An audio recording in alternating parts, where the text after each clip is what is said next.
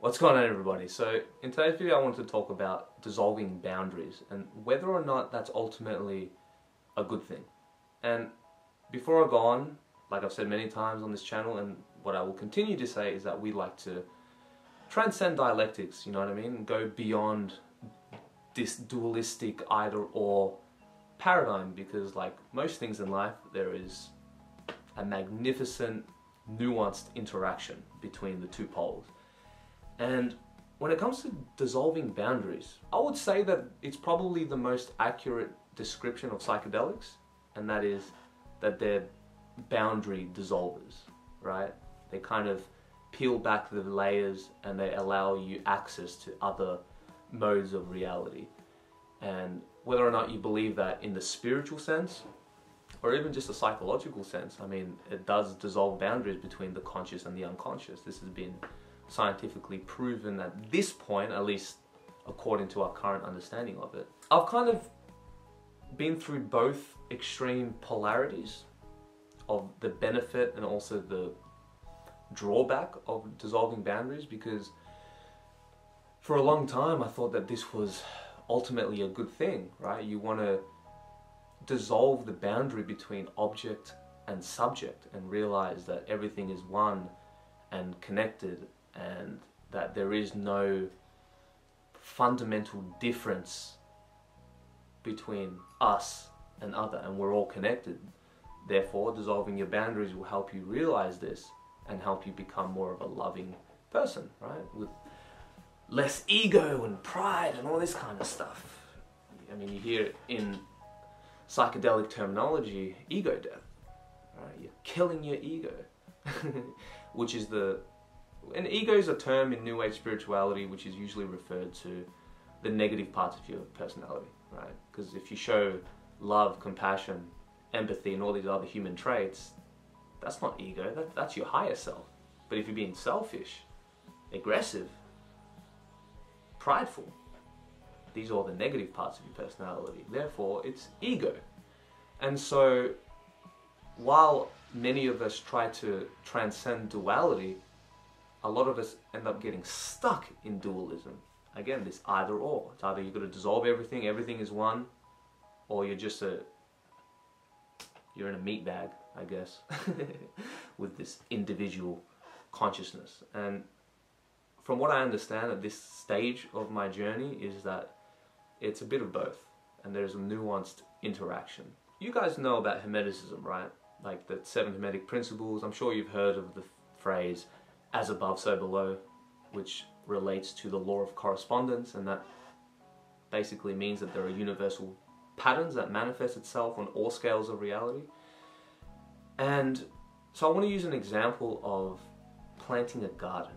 Every time you plant a vegetable or a fruit or a tree or any plant, you usually put it in a pot or some boxed garden. You literally build boundaries around it. And why? Because you don't want your plants to get eaten by predators, right? Because then if you just allow everything out in the open, bugs start to invade, animals, and all this stuff that stops its growth.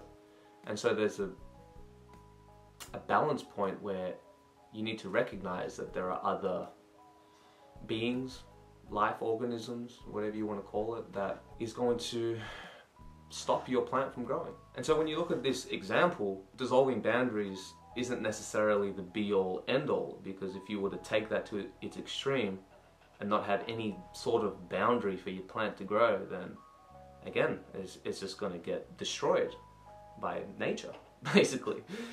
And I think it's the same with the human mind, is that, again, let's go beyond the dialectics. This is not me saying that you have to always build boundaries and dissolving them is bad. That's not what I'm saying. I think it's just if you go too extreme on one end of the pole, there's always going to be negatives, you know, and that goes the same with building too many boundaries where you're not open and you're just living inside a box your whole life and you don't want to leave your house because, you know, you don't want to dissolve those boundaries. You want to be safe. But at the same time, even those who believe in non-duality and walk this spiritual path, we all have a house with walls and a roof boundaries. Like even when you go out camping, you still need a tent. Like in Australia, this is definitely the case. I'm sure that there are some places in the world where you could just sleep outside on the grass and it'll be fine. But here in Australia, yeah, good luck, mate. You're gonna get the marsh flies, the snakes, spiders, kangaroo hopping on your balls. Could you imagine you just sleeping one day and just... The reason why I'm bringing all this up is because I want to convey the importance of the balance of dissolving boundaries, which helps for open to experience, compassion, connecting with other humans. There is even you connecting with a loved one, you need to dissolve boundaries for you to be in that emotional state with that person. Like maybe someone's grieving, and I feel like one of the best ways to console that person or make them feel better is for you to enter that state, dissolve your boundaries and be like, all right, I feel you. I'm so sorry this happens. Or, whatever, however you console someone. I want to continue along the thread of building a garden, because there's this point where maybe building too many boundaries might not be a good thing either, because if I took boundaries to the absolute extreme, I would get a plant and put it inside a box in a dark closet outside of fresh air, right? That would be this building boundaries to the extreme. But of course, that's not going to be good either, because they're going to choke, right? They need the fresh air. They need some sort of boundary dissolve in order to access oxygen and air and sunlight and all that kind of stuff. And sort of the same with humans, where we want to reach a balance of having boundaries, right? Not letting other people invade your privacy and space, but at the same time, you don't want to dissolve your boundaries to the point where you confuse other people's emotions with your own, right? Because this is part of the existential crisis that I went through, where I dissolved most of my boundaries, where I couldn't even walk past like a homeless person without fully embodying their pain and the suffering of the world, and very emotional. And I got to the point where I couldn't even watch like a dark movie or a scary movie, because in my mind I'm like, yeah, but they're opening portals. And when I watch scary movies, because I'm so sensitive, I'm hypersensitive right now, that when I watch a movie, yes, I know it's a fake movie with actors and directors and all that, but just seeing that on screen opens portals in my mind and influences my thoughts in a way that I don't like. And that was because I had no boundaries. They were completely dissolved. I went too far down that path. And so just to go quickly to finish my garden analogy, is that you want boundaries but not too much. So it's like same with humans. You don't want to necessarily sleep outside where there's snakes everywhere and predators, but you don't want to lock yourself in a dark room either. You want to at least crack a window open. And that is dissolving boundaries, because opening a window, I'm giving myself access, more access at least, to the outside world. I'm getting more fresh air, oxygen, etc. So in that case, dissolving boundaries is good, opening a window. But if you were to have this black or white polarized mentality of my whole life goal is to dissolve boundaries and non-attachment and enlightenment and all that kind of stuff, I'm still not even convinced if enlightenment is a real thing. But I have to check myself that I haven't been in every country in the world. I haven't met every single human. So just because I haven't met someone who's reached that state, it doesn't mean that it's not real. But at the same time, I think it's an unrealistic goal, especially for naive Western people, because I think the root of all of this kind of obsession with dissolving boundaries and kind of detaching ourselves from our humanness, it leads into a lot of escapism in most cases, and narcissism. I mean, how many times have you met someone who had a psychedelic trip and they thought they were enlightened, had a merging with God experience, and they ended up having the biggest ego of them all, and their arrogance just rose up through the roof, and they had this huge spiritual materialist ego. And this isn't a case of the tool being good or bad, like a psychedelic or meditation or any spiritual practice, it's about where you are and how you wield the tool. And I think in today's culture, especially in Western modern culture, is we're very prideful and we believe that we can do anything ourselves, right? Instead of kind of working on your foundation before jumping into the deeper spiritual stuff. And this is the same with even any religious practice, right? Whether it's Buddhism or Christianity, if you're not ready and you don't do the right precautions, build your foundation, do the basic stuff before jumping into the spiritual, and I'm guilty for this, is that what could be used as a beautiful, amazing tool ends up being a destructive weapon that builds your pride. At the end of the day, it really depends on the fruits that you're bearing in your life, because your philosophy, actions, and attitude in life will directly affect where your life goes. Like, this is kind of obvious, or, you know, thoughts create reality, or at least influence reality.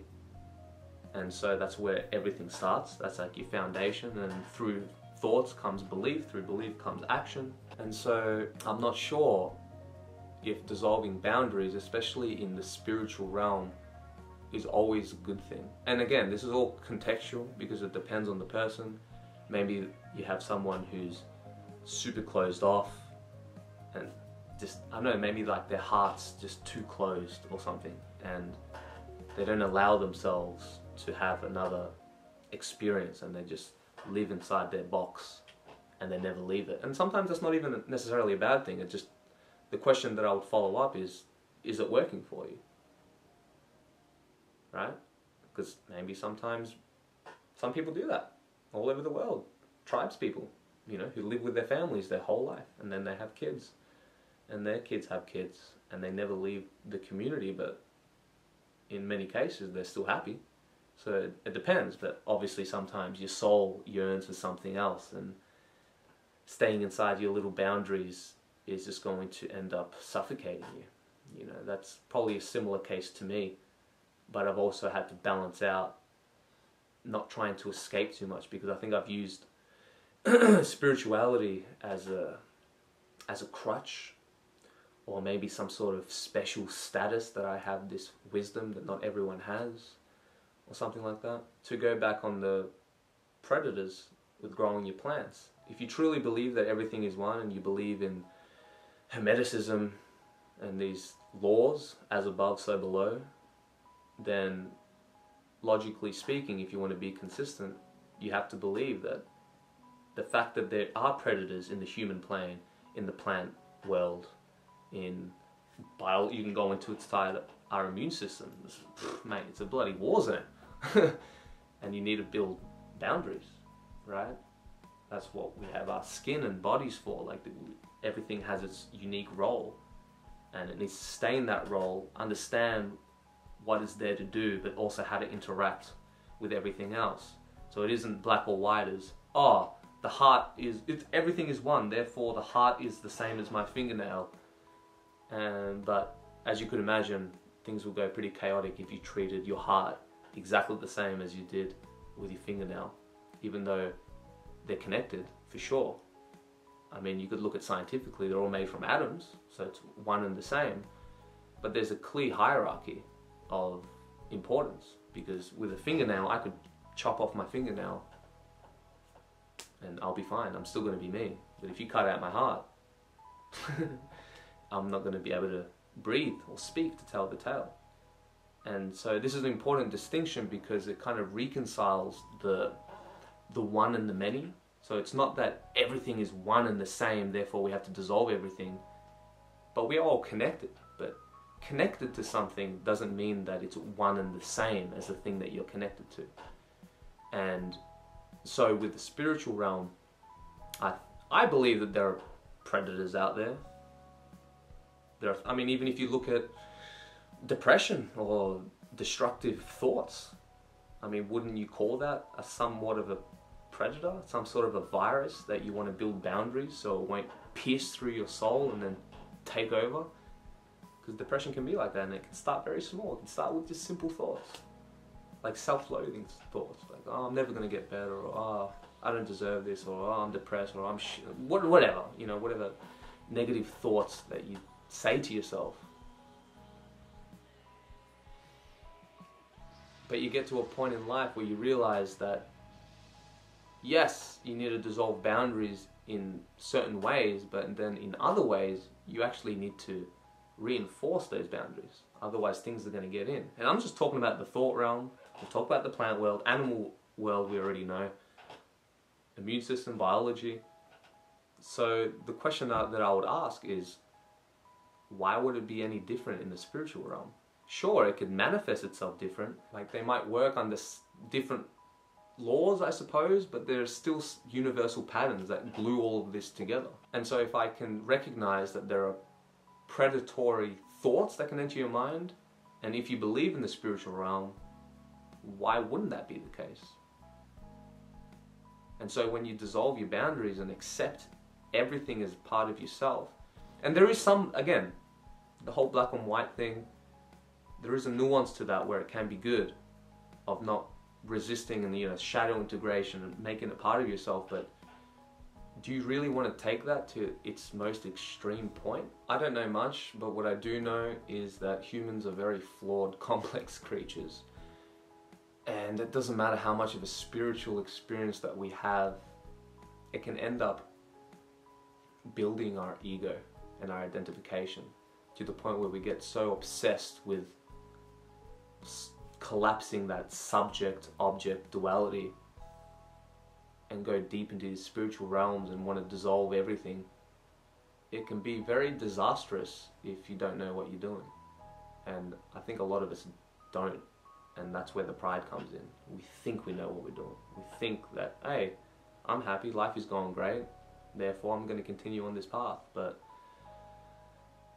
again, like in the plant world, there's a lot of deception. There's, you know, that plant, the not the velociraptor, it's a dinosaur. The Venus flytrap. I mean, if you look at it from the surface, it looks like, oh yeah, it's a beautiful plant. And it kind of allures insects to come in. Hey, little fly, come inside my home. I'll take care of you. And the fly's like, oh, that looks nice. And then as soon as it lands, and I think that, I don't think that all spirits and thoughts and all this kind of stuff are just demons and it's all bad.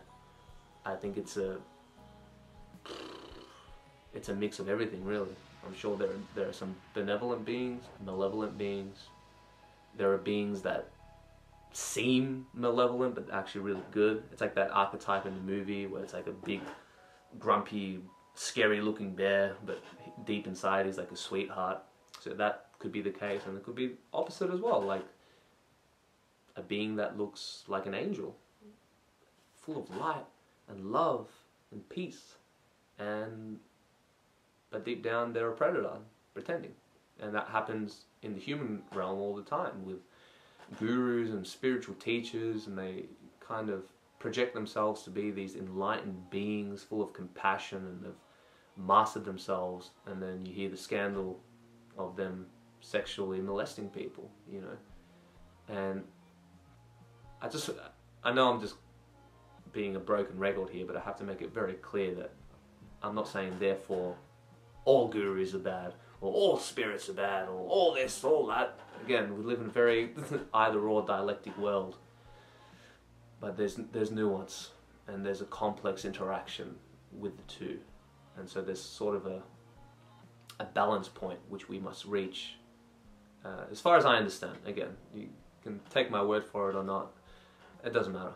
But I think dissolving boundaries to a certain extent can be good, but to take it all the way to the extreme where you're just one and the same with everything and there's no distinction between you and a shoe, I don't know, I feel like that's almost dishonoring the role that we're playing. You know, you don't see plants acting like they're the same as an animal, or an animal acting like they're the same as another species. It's like, no, I'm a cat, I'm a dog, I have certain biological hardware that make me who I am, and it's the same with the human. So I don't think that there's anything wrong with trying to reach an impossible ideal, sometimes that's actually necessary, and a lot of religions do that. You know, even within Christianity or Buddhism or whatever, there's always like this potential, even though, for the sake of argument, let's just say it's impossible, no one can really reach it, but to have that goal at least allows us to progress towards a positive direction versus having no ideals at all. That's what keeps us going. That's why we have core values, you know. And I don't think that having a mega hit of DMT is going to fundamentally dissolve your human software. I mean, it can give you at best the experience of dissolving your boundaries temporarily, but at the end of the day, you're always going to come back to earth. And it's important to build your boundaries, even in the sense of having respect and not letting people cross and invade your privacy, or let people talk to you like crap. And in that case, it's actually very important to build boundaries and not dissolve them. But then in other times, you might be too hard-headed. You might have a hard heart. You might have trouble forgiving and letting go. And these are times where dissolving boundaries can be a very beautiful thing.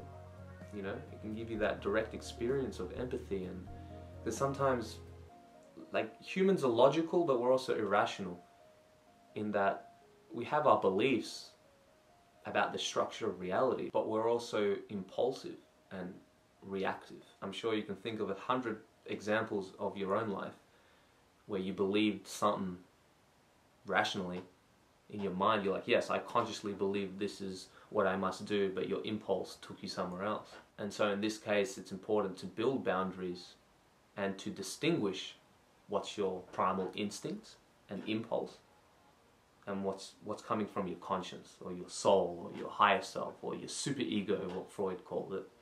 Doesn't really matter what language you use, but the part of you that transcends this physical body, the potential, the idea that things can get better. It isn't a black or white, this is where you must go, or you must build your boundaries, because there are monsters and predators everywhere. Like, you don't want to be, you know, that sickness when people get, like, they don't want to leave their home or whatever because the world's too scary. Like, that's an extreme version of extreme boundary building. But like I said, at the end of the day, even if you believe in non-attachment and dissolving boundaries to the extreme level, I'm going to assume that you still live in a house. I'm going to assume that you still wear clothes, which is boundaries. I'm going to assume that you still speak language, right? You speak English, which is boundaries, categories. Like, this means this, that means that. Imagine if we dissolved language and everything meant everything. I'm sure in some sense things could get better, I could imagine, because there'll be like less ego involved, but it depends on how you structure your language, because in English we have a very strong emphasis on the subject, and I, you, we, they, there's all these differences, whereas in other languages, like in Japanese, which I've been learning, like, you can say I, which is watashi, but you don't have to. And there is no concept for genders and them, they, we, and then that you can see how that influences their perception, how they act in the world. That they're a lot more communal, whereas in Western culture we're a lot more individualistic, which is ironic because we're the ones that are preaching to the world that we need to dissolve all boundaries. But I don't think that that is consistent with reality, at least to its extreme point. So again, we're just talking about the dangers of going too extreme in any ideology. In this video, we're just particularly talking about dissolving boundaries. But yeah, hope I, shared some interesting knowledge that would help you think a little bit. I don't know at what stage you're at right now. Maybe you're in a stage in life where you need to dissolve boundaries because you're too much in your little box, right? And then other times people go too free with it, where they mix up their emotions with others, and they don't have boundaries within themselves, and they're not respected within their community, and there's like all bunch of stuff that can go a bit tricky. But that's life, isn't it? It's a bit messy. And this is funny with humans, that it's not necessarily about truth or knowledge or knowing what to do. It's about embodying that and integrating it within your body. And man, that is, again, it's a lifelong journey. I'm still not 100% convinced that enlightenment is even real. At least the story that we've been told from the Western side of things. It doesn't matter how many books you read, how much you know about your religious history. If you don't speak the original language, you're going to miss something. And so I kind of find it ironic that you have a lot of white hippies teaching others about Hinduism and stuff, and it's like, dude, you don't understand Hinduism. Neither do I. That's why you'd have to learn the language, because there's a lot of nuance which affects the way that you perceive the world. And I wish it was as easy as just a simple translation, but it's not. Like, I know Spanish and English, and I've been learning Turkish and Japanese, and they're all so drastically different, man. It's like changing your software in your brain. And you know, in that case, I'm dissolving boundaries, and I think that's a good thing, because learning another language gives me more empathy and less judgment, because I understand more why people think the way they do and why they act the way they do. Anyways, guys, we'll leave it at that. I appreciate you guys watching this far, and yeah, hope you got a little nugget of wisdom. And if you want to support us, please consider checking out patreon.com/yourmatetom. We're doing a monthly to fortnightly live stream exclusive on Patreon. We hang out, talk about whatever you guys want to talk about, and yeah, it's going to be really fun. I'm excited. I know that the world's been through a crazy turmoil right now, man. Now I've been feeling it. I've been feeling it, for sure. Letting that collective chaos sweep me up.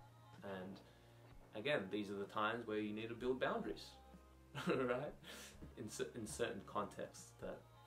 Anyways, I'll catch you guys next time. See when I'm looking at you, and for you guys who come to Turkey, man, I'm so excited. I haven't left this place in so long, and we're gonna make awesome videos. And man, we're basically going to like the origin of Western civilization, you know, with all these like ancient biblical sites, and I'm pumped. I'm so excited, and I'm going to, for those who can't come on this retreat, I'm going to virtually take you with us on this journey. And so that's it. I'll see you guys when I'm looking at you. Have a good one. Much love. Peace.